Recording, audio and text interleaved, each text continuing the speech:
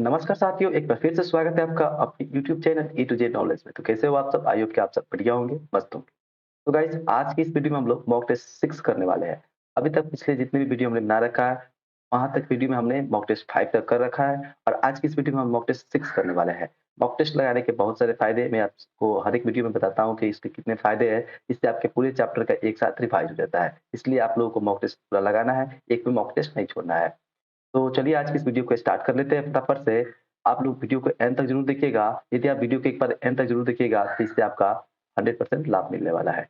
तो बिना देर के वीडियो को स्टार्ट करते हैं। मेरा नाम है वाहिद रज़ा और आप देख रहे हैं अपना फेवरेट से YouTube channel A to Z knowledge. तो आइए वीडियो को स्टार्ट करते हैं। तो चलते हैं सीधा 1 नंबर प्रश्न की तरफ और देखते हैं 1 नंबर प्रश्न में आज के सेशन में कैसे-कैसे प्रश्न होने वाले हैं। 1 नंबर प्रश्न हमारा क्या है? तो एपी से दिया गया है, यदि यदि किसी एपी का प्रथम पद 4 तथा चौथा पद 13 हो, तो 25वां पद क्या कीजिए? बहुत ही आसान प्रश्न है। आइए इस तरह के प्रश्न को आप कैसे बनाइएगा? देखिए, जो भी ज मैं बार-बार अपनी वीडियो में बताता हूँ कि जितने भी जो भी बात आपको प्रश्न में दिख रहा है, उसको बाहर निकाल कर लाइए, ठीक है? तो यहाँ पे हम देख सकते हैं कि इसमें दे रहा है हमको प्रथम पद। प्रथम पद का मतलब क्या होता है? ए। ए का मान हमको 4 दिया है और क्या दे रहा है? हमको चौथा पद दिया है। चौथा पद बोले तो यानी ये 4 का मान दिया है। इसका मान दिया है हमको कितना? 13। ओके। चौथा पद दिया है, प्रथम पद भी दिया है, हमको 25वां पद ज्ञात करना है। तो हम लोग जानते हैं कि 25वां पद ज्ञात करने के लिए हमें डी की आवश्यकता पड़ेगी। तो हम डी निकाल लेते हैं। यहाँ से इसको लिख सकते हैं हम, ये प्लस 3डी और इतना बराबर हमको 13 दिया है। ओके। इस ए का मान यहाँ से हम इसमें पुट कर लेंगे तो ये हो जाएगा 4 और प्लस 3डी इक्वल टू इधर हो गया हमारा 13। ओके। अब क्या कीजिए, इस 4 को उधर भेज दीजिए तो यह 13 में से 4 घट के इधर केवल 9 हो गया। यहाँ से डी का हम मान जैसे ही निकालेंगे तो ये हमारा कितना कट के आ जाएगा? 3 आ जाएगा। यानी डी का मान 3 मिल गया और ए का मान 4 मिल गया। अब तो 25वां पद निकालना बहुत आसान हो गया, तो लिखेंगे ए 25। 25वां पद मतलब ए 25। इसका क्या मान हो जाएगा? ए प्लस 24 डी। इतना हो जाएगा। अब क्या कीजिए, ए का मान रख दीजिए 4 और प्लस ये हो जाएगा 24 और गुणे 3। ठीक है? तो 24 तिया कितना होता है? 4 हो गया, ये 24 तिया कितना हो जाएगा हमारा? 20 तिया 60 और 4 तिया 12 यानी कि 72। इसको आप जोड़ लीजिएगा तो ये हो जाएगा 76। That is option number B. ठीक है? तो इस तरह के प्रश्न यदि आपके बोर्ड एग्जाम में आए तो छूटने नहीं चाहिए क्योंकि आप मेरे स्टूडेंट हैं। आइए नेक्स्ट क्वेश्चन की तरफ बढ़ते हैं और नेक्स्ट क्वेश्चन देखते हैं कैसा क्वेश्चन होने वाला है। ये हमारा ट्रिग्नोमेट्री से क्वेश्चन है और इस तरह के प्रश्न आपके बोर्ड एग्जाम में पूछे जा चुके हैं। tan 2a बराबर cot a माइनस 21 डिग्री, जहाँ बता रहा है कि 2a जो है ना वह एक न्यून कोण है। तो ए का मान बताइए, ठीक है? तो इस तरह के प्रश्न को बनाने का नियम क्या होता है? देखिए, tan 2a बराबर दिया है हमको, tan 2a बराबर दिया है हमको cot a माइनस 21 इतना दिया है। अब हम देख सकते हैं क्योंकि ये दोनों आपस में बराबर है। इधर हमको दिख रहा है cot, इधर दिख रहा है tan। ये इसका एंगल कब बराबर हो सकता है? जब दोनों तरफ cot कर दे या दोनों तरफ tan कर देंगे तब भी बराबर हो जाएगा। तो हम क्या करते हैं, इस tan को इस cot के रूप में लाने का प्रयास करते हैं और हम लोग जानते हैं कि tan का फ़ॉर्मूला cot के रूप में एक होता है। क्या होता है? होता है cot 90 डिग्री माइनस 2a। अब आइए मैं इसको थोड़ा डिटेल में बताऊँगा। इधर हम लिख लेते हैं cot a minus 21 degree, a minus 21 degree इतना हो गया। अब आप पूछिए कि ये कैसे किया है? तो आप याद कीजिए, एक फ़ॉर्मूला होता है cot 90 डिग्री माइनस थीटा बराबर tan थीटा। तो वही हम tan थीटा की जगह पे लिख दिया है cot 90 degree minus theta. Simple. आप देख सकते हैं कि यदि cot की तुलना cot से हुई तो एंगल की तुलना एंगल से करनी पड़ेगी। यानी 90 डिग्री माइनस 2a ये इक्वल हो जाएगा किसके? a माइनस 21 डिग्री के। इतना हो जाएगा। अब क्या कीजिए, इस 2a को हम उधर भेज देते हैं और 21 को इधर लाते हैं। ये हो जाएगा 90 डिग्री प्लस 21 डिग्री। इधर हमारा क्या हो जाएगा? ये ए प्लस ये 2a इधर आके प्लस में 2a हो गया। तो इधर हम देख सकते हैं ये हमारा 3a बन गया है और इधर ये जोड़ लीजिए तो कितना हो जाएगा? तो ये हमारा 1 और 9 2 11 111 डिग्री बन गया। ठीक है? यहाँ से हम फाइनली ए का जब मान निकालेंगे तो इस 3 से इसको काट दीजिए क्योंकि ये भागा होगा। तो ये कितना हो जाएगा? 3 तिया के 9 और 3 सत्ते 1, 3 सत्ते 21 हो गया। एंड फाइनली हमको ए का कितना मान मिला? 37 डिग्री। तो that is option number C. Option number C will be the right. तो इस तरह के प्रश्न आपसे छूटने नहीं चाहिए। बहुत ही अच्छे-अच्छे प्रश्न मिलेंगे। वीडियो को एंड तक देखते रहिए। आइए देखते हैं नेक्स्ट क्वेश्चन क्या कहता है। नेक्स्ट क्वेश्चन भी हमको ट्रिग्नोमेट्री से है। देखिए, आप लोग जानते होंगे कि बोर्ड एग्जाम में ट्रिग्नोमेट्री एक ऐसा चैप्टर है जिससे अकेले 25 से 30 नंबर का क्वेश्चन पूछा जाता है। तो ट्रिग्नोमेट्री पे आपको ध्यान देना है। यदि x cos थीटा बराबर a तथा y बराबर a tan थीटा, तो x square minus y square का मान पूछ रहा है कितना होगा? तो ऐसे प्रश्न को कैसे बनाएँगे आइए समझते हैं। सबसे पहले हमको क्या किया है, तो ए का मान दे रखा है। ए का कितना मान दिया है? ए का मान दिया है एक्स cos थीटा। इसको लिख लीजिए। उसके बाद हमको वाई का मान दिया है। वाई का मान कितना दिया है? तो वाई का मान हमको दे रहा है ए tan थीटा। ए tan थीटा दे रखा है। अब हमको ये बताइए, हमको मान क्या चाहिए? X square minus Y square. तो वाई स्क्वायर है तो यहाँ से डायरेक्ट वाई स्क्वायर कर लेंगे तो ठीक है। पर एक्स स्क्वायर कर रहा है तो यहाँ आपको एक्स स्क्वायर चाहिए। एक्स चाहिए तो अब जाके एक्स स्क्वायर करेंगे। तो यहाँ से हम एक्स का मान निकाल लेंगे। कैसे निकालेंगे? क्योंकि ये बराबर इतना है, तो एक्स बराबर जब निकालिएगा तो ये कॉस गुना में इधर आकर भागा हो जाएगा। ये फाइनली एक्स बराबर कितना हो जाएगा? ये बटे कॉस थीटा। बोलिए यहाँ तक किसी को प्रॉब्लम? कोई नहीं प्रॉब्लम होना चाहिए। तो यहाँ से अब हमको निकालना है कितना का मान? एक्स स्क्वायर और माइनस वाई स्क्वायर का मान। डायरेक्ट मान को पुट करेंगे। एक्स का स्क्वायर बोल रहा है तो इतना का स्क्वायर करेंगे, और इतना का स्क्वायर का मतलब क्या हुआ? ऊपर ए का स्क्वायर ए और नीचे हो गया कॉस स्क्वायर थीटा। ओके, अब माइनस कर रहा है, अब वाई का स्क्वायर करना है तो इतना का स्क्वायर करना पड़ेगा। तो ए का स्क्वायर ए और टेन का स्क्वायर हो गया टेन स्क्वायर थीटा। सिंपल। अब इससे हमारा क्या निष्कर्ष निकल सकता है? इसको हम ज्यों का त्यों छोड़ते हैं, ये हो जाएगा कॉस स्क्वायर थीटा हो जाएगा। अच्छा, इस ए स्क्वायर को ए स्क्वायर रहने दीजिए, ठीक है।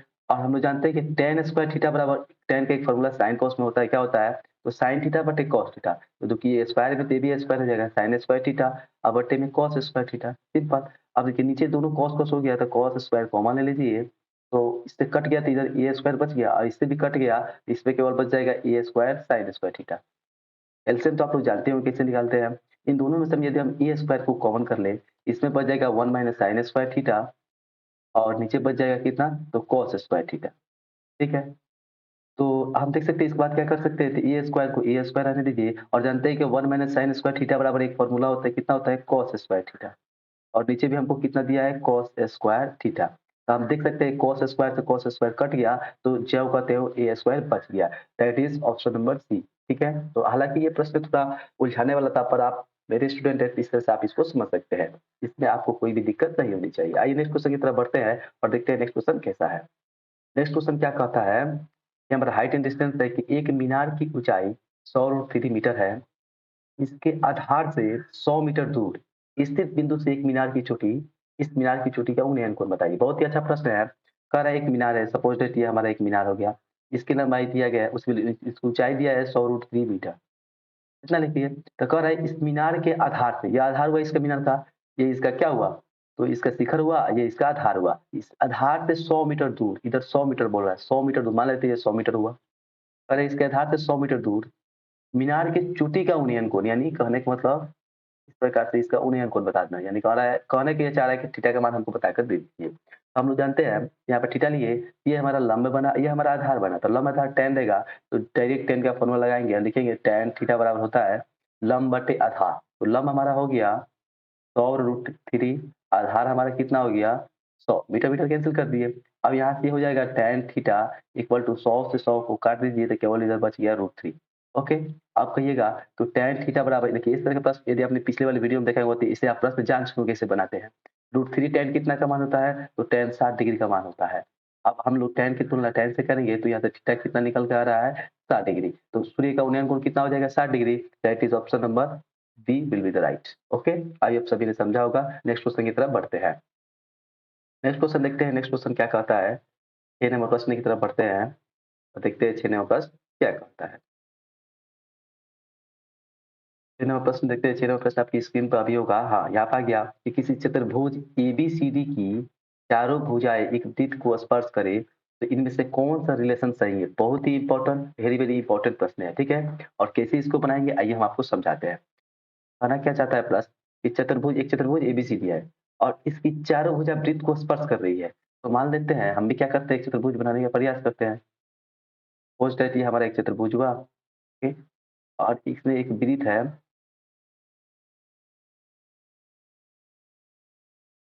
इसमें एक वृत्त है, ठीक है। मान लेते हैं इस प्रकार से वृत्त, इस पे हम रखने का प्रयास करते हैं इसको, ताकि आपको अच्छे से समझ में आए। ओके, ठीक है। ये थोड़ा गड़बड़ हो गया है, इसको हम अच्छे से बनाने का प्रयास करते हैं। इसमें ना हमको क्या करना है, एक वृत्त डालना है। तो आप वृत्त डालते हैं इस प्रकार से कुछ, हाँ, इस प्रकार से कर लेंगे तो हो जाएगा। ओके। इस वृत्त को हम यहाँ, हाँ, बहुत अच्छा हो गया है। ठीक है। अब देखिए बहुत अच्छा आपको समझ आएगा। ये हमारा चतुर्भुज हुआ। अब बोल रहा है कि इस चतुर्भुज की चारों भुजाएं, देखिए तो ये चारों भुजाएं जो है इस वृत्त को टच कर रही है कि नहीं? टच कर रही है, एकदम कर रही है। इसका नामकरण कीजिए, इसका ए मान लीजिए, तो बी, तो सी, इसको डी। बोल रहा है एबीसीडी एक चतुर्भुज है और अपने से क्या कीजिए, इस वाले पॉइंट को पी मान लीजिए, इसको क्यू मान लीजिए, इसको आर मान लीजिए, पी क्यू आर। और इसको एस मान लीजिए। Okay, P Q R S हमने इस प्रकार मान रखा है। हमको इनमें से 4 में से कोई एक रिलेशन लाना है, तो याद कीजिए ब्रीथ के, मान लीजिए ये कोई ब्रीथ होता है, आपने पढ़ रखा होगा, मान लीजिए कोई ब्रीथ होता है, तो इस पर 2 स्पर्श रेखाएँ खींची जाती है, ठीक है?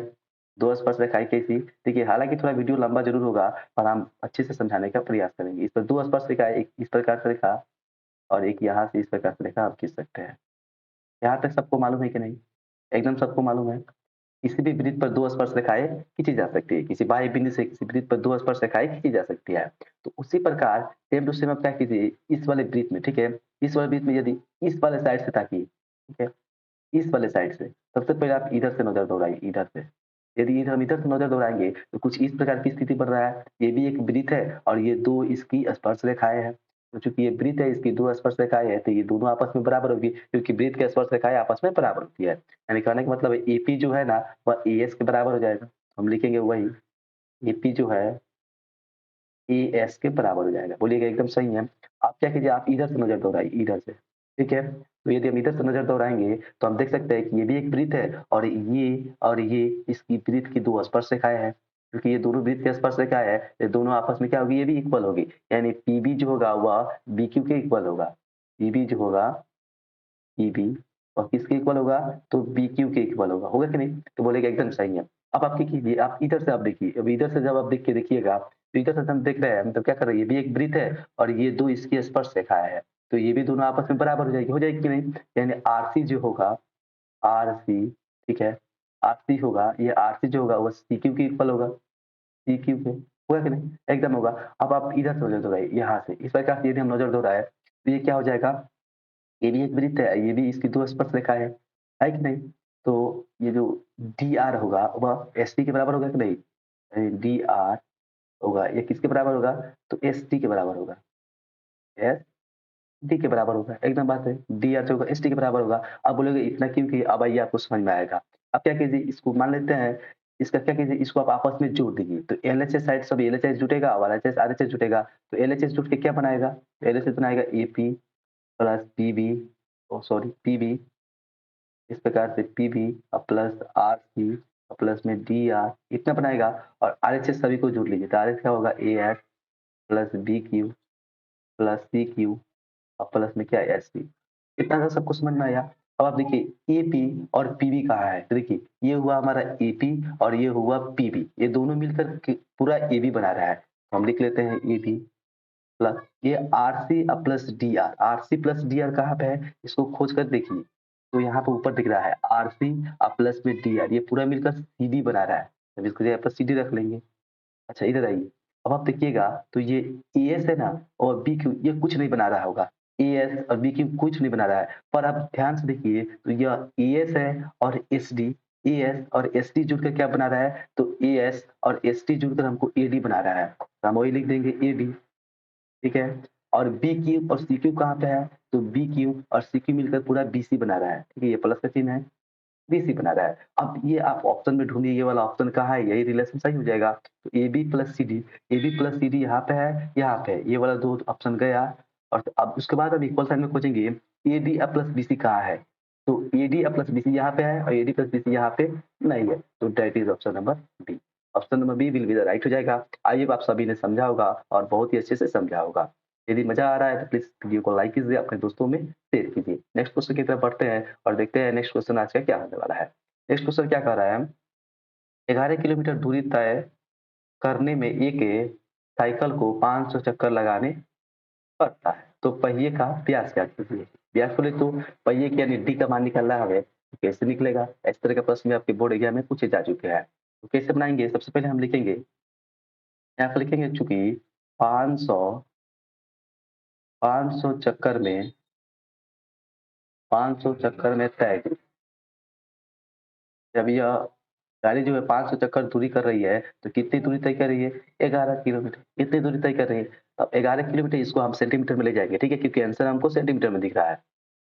तो 11 हो गया, आप जानते हैं 1 किलोमीटर बराबर होता है 1000 मीटर और 1000 सॉरी देखिए 1 किलोमीटर में होता है 1000 मीटर और 1 मीटर में होता है 100 सेंटीमीटर। अब जाके हमारा ये पूरा 100 सेंटीमीटर बना है। यदि आप केवल 1000 से गुना करते तो यह मीटर में होता।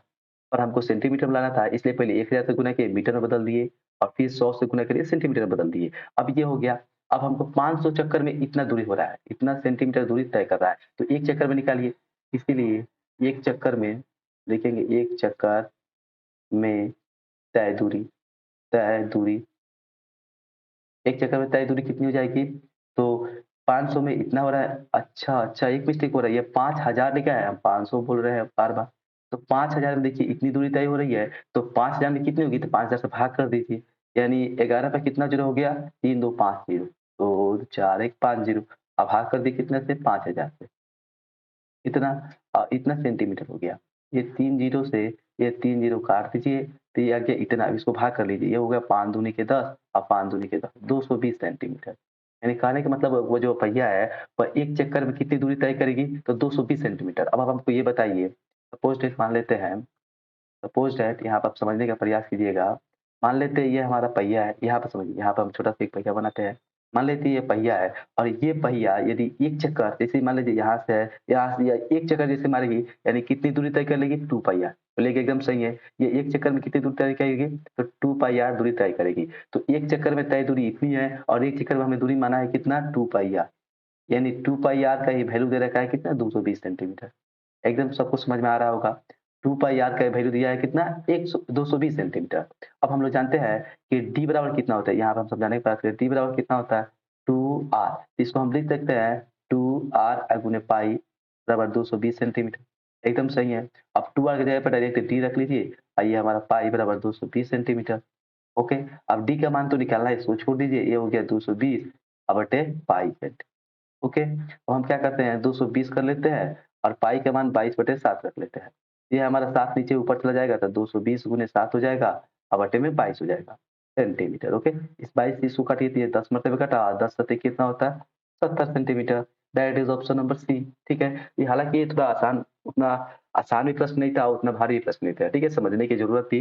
आइए आप सभी ने समझा होगा। हम क्या करते हैं नेक्स्ट क्वेश्चन की तरफ बढ़ते हैं, देखते हैं नेक्स्ट क्वेश्चन क्या होने वाला है। बहुत अच्छे-अच्छे प्रश्न मिलेंगे और बहुत ही स्टैंडर्ड लेवल के मिलेंगे। बोल रहा है कि 2 गोले के आयतनों का अनुपात 8:1 है, तो उनकी त्रिज्याओं का अनुपात बताइए। इस तरह के प्रश्न बहुत देखने को मिलते हैं। देखिए 2 गोला है, तो दोनों की त्रिज्या अलग-अलग होगी। मान लेते हैं एक की त्रिज्या r1 है, दूसरे की त्रिज्या r2 है। आयतन का अनुपात दिया है, मतलब गोले का आयतन का कितना होता है? 4/3 पाई r1, पहले का आयतन इतना हो गया और इसका अनुपात दिया है यानी बटा 4/3 पाई r2 का क्यूब हो जाएगा और इन दोनों का अनुपात कितना दिया है? तो 8:1। ओके, ये 4/3 से 4/3 खत्म, पाई से पाई खत्म। इधर हमारा बच गया कितना? r1 का क्यूब और बटे r2 का क्यूब। ओके, अच्छा ये बताइए, हम 8 को लिख सकते हैं 2 का क्यूब और 1 को लिख सकते हैं 1 का क्यूब। एकदम लिख सकते हैं। इसको हम लिख सकते हैं r1 अपॉन r2 का होल क्यूब, क्योंकि दोनों क्यूब में थे, दोनों को क्यूब कर दिए। उससे पहले इसको भी लिख सकते हैं 2/1 का होल क्यूब। ये 3 से 3 इग्नोर कीजिए, तो इधर बचा हमारा r1 अपॉन r2, इधर बचा हमें केवल 2/1, यानी r1 और r2 में जो रेशियो आया वो कितना आया? 2:1 का रेशियो आया। ठीक है, यानी त्रिज्याओं का अनुपात कितना हुआ? 2:1। That is option number B. Option number B will be the right हो जाएगा। आइए नेक्स्ट क्वेश्चन की तरफ बढ़ते हैं और देखते हैं नेक्स्ट क्वेश्चन क्या कहता है। नेक्स्ट क्वेश्चन आपकी स्क्रीन पे होगा। ये एक बड़ा सा आंकड़ा दिया है, इतना प्रकार से आंकड़ा दिया, पूछ रहे हैं बहुलक निकालिए। तो आंकड़ा कितनों में भारी हो और बहुलक निकालना है तो एकदम आसान बात है, क्योंकि आप लोग जान चुके हैं, हमारे बहुत सी वीडियो में बता रखा है बहुलक कैसे निकालते हैं। सबसे पहले आंकड़े को एक बार नोट करते हैं। 64, एक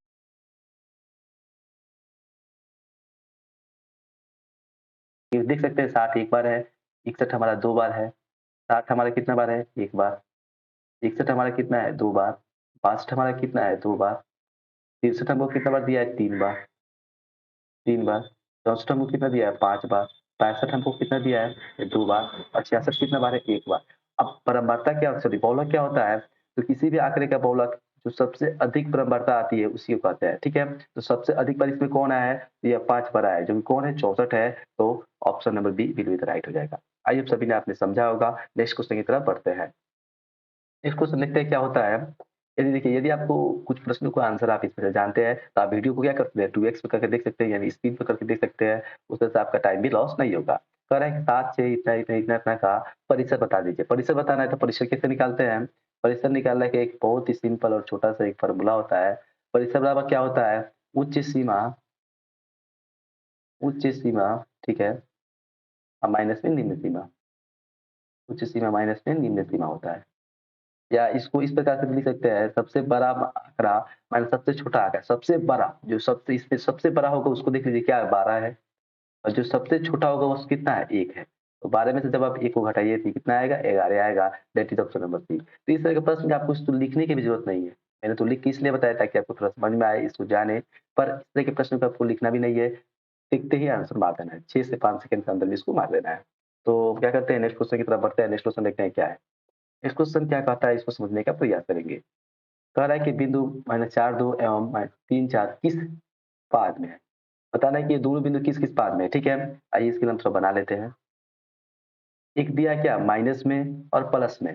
तो माइनस हमारा इधर हुआ, प्लस इधर यानी इस पाद में, ठीक है? सेकंड वाले पाद में।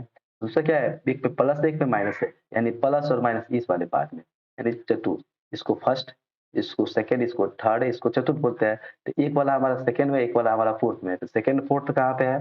तो सेकंड फोर्थ कहीं पे दिख रहा है आपको? तो सेकंड फोर्थ कहीं पे दिख रहा है? तो नहीं दिख रहा है, देख सकते हैं ना? ऑप्शन क्या है, गलत किया गया है। इसका राइट आंसर क्या होना चाहिए था? सेकंड फोर्थ होना चाहिए था। सेकंड फोर्थ होना चाहिए था। तो ऑप्शन थोड़ा गलती हो सकता है, टाइपिंग मिस्टेक हो सकता है, पर आपको यहाँ पे ध्यान रखना है। नेक्स्ट क्वेश्चन की तरफ बढ़ते हैं। नेक्स्ट क्वेश्चन देखते हैं, नेक्स्ट क्वेश्चन क्या कहता है। नेक्स्ट क्वेश्चन क्या कहता है कि 6 से विभाज्य 100 से कम, 6 से विभाज्य 100 से कम सभी प्राकृत संख्याओं का योग बताइए। तो आप हमको ये बताइए कि 6 से विभाज्य भी होना चाहिए और 100 से कम होना चाहिए, 100 से ज़्यादा नहीं जाना है, ठीक है? तो 6 से विभाज्य पहली कौन संख्या हो जाएगी? 6 हो जाएगी, उसके बाद 12, उसके बाद 18 इस तरह से विभाज्य होगी, और 100 से कम जाना है। तो 100 से कम से कर लीजिए, तो 100 से कम हमारा क्या हो जाएगा? 99 नहीं होगा, 95 भी नहीं होगा, तो क्या हो जाएगा हमारा? 100 से क्या कि 100 में देखिए इसको कैसे निकालते हैं, 100 में आप 6 से भाग दीजिए। ये कितना हो जाएगा? 6 एकम 6, इसमें 4 ये 6 छक 36, ठीक है?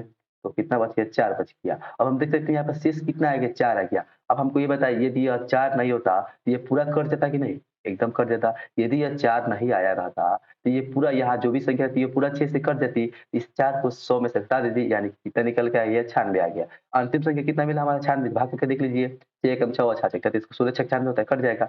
तो देखिए, सबसे पहले ये बताइए हमको को किसी भी संख्या का सम निकालने का फ़ॉर्मूला क्या होता है? तो ऐसे निकालने के 2 फ़ॉर्मूले होते हैं। एक तो होता है हमारा एक देखिए 2 फ़ॉर्मूले लिखते हैं n/2, एक होता है a प्लस a, ये वाला फ़ॉर्मूला। और दूसरा क्या होता है हमारा ऐसे निकालने का फ़ॉर्मूला ये होता है n/2 2a plus n-1 into में d होता है। तो हम देख सकते हैं इसमें बहुत सारा टाइम लग जाएगा क्योंकि इसमें d भी चाहिए, a भी चाहिए, n भी चाहिए। पर इसमें क्या चाहिए? a चाहिए, en चाहिए। तो ये तो मिल गया है, en भी मिल गया है। 2 चीज़ तो पहले से मिल गया है। अब केवल हमको n निकालना है, यानी पदों की संख्या निकालना है। तो हमने आपको सिखा रखा है कि पदों की संख्या कैसे निकालते हैं। पदों की संख्या निकालने का एक फ़ॉर्मूला होता है आखिरी संख्या, ठीक है? माइनस शुरू वाले यानी पहली संख्या अब आता है में कॉमन डिफरेंस यानी सर्वांतर। तो सर्वांतर कितना का चल रहा है? तो 6-6 का चल रहा है। तो 6 से भाग अब प्लस पे अपने से 1 करते हैं। तो ये 90 में से 6 हो गया तो 90 अब बटा 6 प्लस 1 हो गया। ओके? तो 15 छक 90 1 16 हो गया। 15 छक 90 1 कितना हुआ? 16 हो गया। अब हमको क्या करना है? यानी कहने का मतलब ये 16 पदों का अंतर चाहिए, 16 पदों का योग चाहिए। तो ये 16 निकालेंगे तो n की जगह पे हो गया 16 बटे 2, ये वाला ऊपर वाला फ़ॉर्मूला लगा रहे हैं हम। तो a की जगह पे कितना है? 6 है। अब b की जगह पे कितना है? 96 है। ये हमारा हो जाएगा 8 और गुणे ये 96 चौक कितना हो गया? 102 हो गया। फिर गुणा करा लीजिए, तो ये कितना हो जाएगा? 8 दूनी 16 का 100 हाथ में 1 8 एकम 8 हो जाएगा, 8 एकम 8 हो जाएगा। यानी 816 इसका राइट आंसर हो जाएगा, option number B will be the right हो जाएगा। तो इस तरह से शॉर्टकट आप निकाल सकते हैं। आइए नेक्स्ट क्वेश्चन की तरफ बढ़ते हैं, देखते हैं नेक्स्ट क्वेश्चन क्या है आज का। नेक्स्ट क्वेश्चन क्या कहता है कि इनमें से कौन एक द्विघात समीकरण नहीं है? यहाँ पे गौर बात क्या करें, नहीं पूछा गया है, नहीं, नहीं है। तो नहीं के लिए क्या शर्त है? नहीं के लिए एक छोटा-सा शर्त होता है कि जो हमारा x होता है ना, उसका घात नेगेटिव नहीं होना चाहिए और उसका घात फ्रैक्शन में नहीं होना। फ्रैक्शन यानी बोले तो भिन्न में नहीं होना चाहिए। 1/2, 2/3 इस प्रकार से नहीं होना चाहिए या माइनस में नहीं होना चाहिए। तो हम देख सकते हैं यदि हम इसमें अच्छे से देखते जाए सभी को, तो यदि निकालने चलेंगे तो बहुत टाइम लगेगा। पर नहीं ढूँढना है तो डायरेक्ट हमारी नज़र यहाँ पे पड़ी। यहाँ पे क्या कह रहा है? ये कह रहा है हमको x square minus x root x plus 5 बराबर 0 दिया है। यदि इस केवल रूट x की बात करें, तो रूट x को हम लिख सकते हैं x का पावर 1/2। अभी-अभी हमने आपको बता रखा है कि x का घात कभी भी भिन्न में नहीं आना चाहिए, फ्रैक्शन नहीं होना चाहिए। यदि फ्रैक्शन में आता है तो वो हमारा द्विघात समीकरण नहीं होगा। तो यही हमारा फ्रैक्शन में दे दिया है, यानी यही हमारा द्विघात समीकरण नहीं होगा। That is option number B. तो ये तो आसान था, इसको सब कोई जानते होंगे। नेक्स्ट क्वेश्चन की तरफ बढ़ते हैं। नेक्स्ट क्वेश्चन देखते हैं क्या कहता है कि समीकरण लिखा है इतना-इतना और इतना-इतना का हल बताइए। देखिए 2 इक्वेशन दिए गए 8x प्लस 5y बराबर 9। एक इक्वेशन दिया गया है 3x प्लस में 2y इक्वल टू 4। इतना दिया गया है। क्योंकि हम क्या करेंगे, इसको प्रतिस्थापन, विलोपन या वज्रगुणन से बनाने चलेंगे तो बहुत सारा टाइम लग जाएगा। तो इस तरह के प्रश्न को आप ऑप्शन से काट सकते हैं। कैसे ऑप्शन से काटते हैं ये बताते हैं। इस चाहिए कि x और y का पारापारी क्या कीजिए, मान इसी इक्वेशन में रख कर चेक कीजिए कि 9 आ रहा है कि नहीं। तो इस ये वाले ऑप्शन से चेक करते हैं। x का मान -2 रखना है। यहाँ पर x की जगह -2 रखेंगे तो ये हो जाएगा 8 गुने -2। अब प्लस में यदि 5 हो गया और y की जगह पे कितना रखना है, 5 रखना है तो 5 कर लीजिए। यदि इसका कैलकुलेशन 9 आता है तो यही वाला सही हो जाएगा। ये हो गया 8, ये -16 हो गया और ये बचा 25 हो गया। तो 25 में से 16 गया तो देखिए तो 9 ही आ गया। पहला ही ऑप्शन हम मैच कर गया, यानी ऑप्शन नंबर ए इसका राइट हो जाएगा। तो इस तरह के प्रश्न को आप ऑप्शन से लगा सकते हैं। आइए नेक्स्ट क्वेश्चन की तरफ बढ़ते हैं और देखते हैं नेक्स्ट क्वेश्चन क्या कहता है। नेक्स्ट क्वेश्चन आपकी स्क्रीन पर होगा, इनमें से कौन एक समकोण त्रिभुज नहीं बनाएगा? क्या बोल रहा है? नहीं बनाएगा। बनाएगा नहीं, नहीं की बात चल रही है। तो समकोण त्रिभुज कौन नहीं बनाता है? तो देखिए, एक छोटा-सा नियम होता है कि समकोण त्रिभुज के लिए एक छोटा-सा नियम होता है कि 3 भुजाएँ दिए होंगे, उन तीनों भुजाएँ में किसी 2 भुजा का वर्गों का योग यदि तीसरी भुजा के वर्ग के बराबर आता है, तो वो हमारा क्या हो जाता है? समकोण त्रिभुज हो जाता है। यदि ऐसा नहीं होता है तो हमारा समकोण त्रिभुज नहीं होगा। तो यदि पहले वाले ऑप्शन में देखिए तो 3 का स्क्वायर 9 और 4 का स्क्वायर हुआ 16। ये कितना आया? 25 आया। तो हम देख सकते हैं ये जो 25 है ना, 5 का स्क्वायर है। तो देखिए तो 2 संख्याओं के 2 संख्याओं के 2 भुजाओं के वर्गों का योग तीसरे के बराबर आ गया। तो ये तो हमारा नहीं होगा। हमको समकोण नहीं छाँटना है। अब इससे हम चेक करें तो 5 के स्क्वायर यानी पहली भुजा का वर्ग 25 और दूसरी भुजा का वर्ग 144, इसको जोड़िए तो ये हुआ 169। चूँकि ये कितना का वर्ग है? तो 13 का वर्ग है, तो 13 दिया ही है, यानी ये भी नहीं होगा। यदि सी नंबर को चेक करें तो 3 का स्क्वायर होता है 9 और 6 का स्क्वायर होता है 36। तो 36 9 कितना हो जाएगा? 45 हो जाएगा, जो कि 8 का वर्ग नहीं है। तो यही हमारा समकोण नहीं हो जाएगा। ठीक है? तो आपने समझा होगा। नेक्स्ट क्वेश्चन की तरफ बढ़ते हैं। नेक्स्ट क्वेश्चन क्या कहता है? नेक्स्ट क्वेश्चन कहता है आपकी स्क्रीन पर, यदि 4 cot 3 बराबर पर 4 cot थीटा बराबर 3 हो तो इतना का मान बताइए। बहुत ही सिंपल आसान प्रश्न है। इस तरह के प्रश्न आपके बोर्ड एग्जाम में पूछे जा चुके हैं। इस प्रकार से यहाँ से आप cot थीटा का जब मान निकालेंगे तो ये हो जाएगा कितना? 3/4 हो जाएगा कि नहीं? अच्छा, इसको यहीं पे छोड़ देते हैं। अब कितने बचे क्या करेंगे, यहाँ से लंब आधार कर निकालेंगे और उसमें मान रखेंगे। उस तरह मत ना कीजिए। यहाँ पे सुनिए, sin theta plus cos theta और बट्टे में नीचे में दिया गया है कितना? sin थीटा माइनस में cos थीटा। एक छोटी-सी काम आप क्या कर दीजिए, क्योंकि हमको cot थीटा का मान दिया है, इसको हम cot बनाने का प्रयास ही करते हैं। तो cot कैसे बनेगा? cot क्या होता है? cos थीटा बट्टे sin थीटा। तो यहाँ पर देखेंगे, यदि हम यहाँ पर sin से भाग कर देंगे, ये हमारा cot आ जाएगा। तो सभी में sin से भाग करना पड़ेगा, तो ऊपर-नीचे हम sin से भाग कर रहे हैं। तो यहाँ पर देखिए, सबसे पहले ऊपर देखिए, यदि sin में sin से भाग हुआ, तो 1 आ गया, प्लस cos में sin से भाग हो गया, तो cot थीटा आ गया। नीचे देखिए साइन में साइन से फिर भाग हुआ तो 1 आ गया और माइनस कॉस में साइन से भाग हुआ तो फिर कॉट आ गया।